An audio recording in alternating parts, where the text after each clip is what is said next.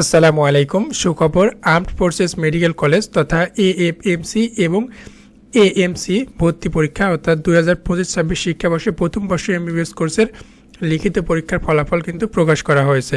আপনারা দেখতে পাচ্ছেন যে 2025-26 শিক্ষাবর্ষে প্রথম বর্ষ এমবিবিএস কোর্সে এসএসসি ও এইচএসসি পরীক্ষার জিপিএ এবং লিখিত পরীক্ষার ফলাফলের উপর ভিত্তি করে কিন্তু 115 জন প্রার্থীকে এএফএমসি ক্যাডেট হিসাবে প্রাথমিকভাবে নির্বাচিত করা হয়েছে।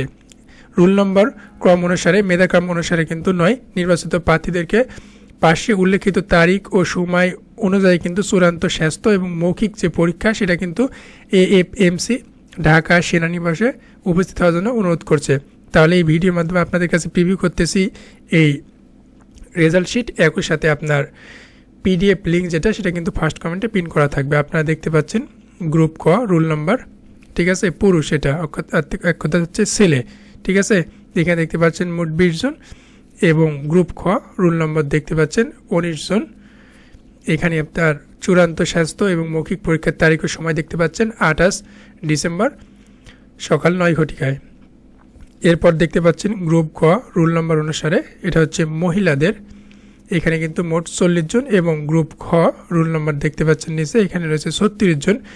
এটার পরীক্ষাও অর্থাৎ মৌখিক এবং স্বাস্থ্য যে পরীক্ষা সেটা কিন্তু 28 ডিসেম্বর অনুষ্ঠিত হবে সকাল 9 ঘটিকা হতে।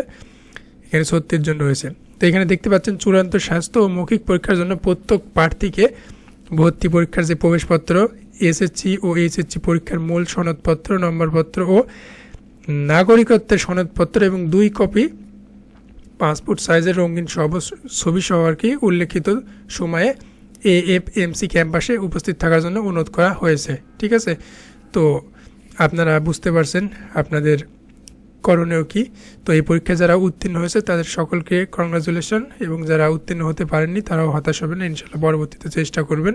এছাড়াও আপনারা যারা এই পরীক্ষাতে পাশ করছেন কিনা সেটা যদি দেখতে চান সেক্ষেত্রে আপনারা কিন্তু ইন্ডিভিজুয়াল রেজাল্টে দেখতে পারেন। দেখতে পাচ্ছেন এএফএমসি এবং এএমসি অ্যাডমিশন রেজাল্ট 2025-26।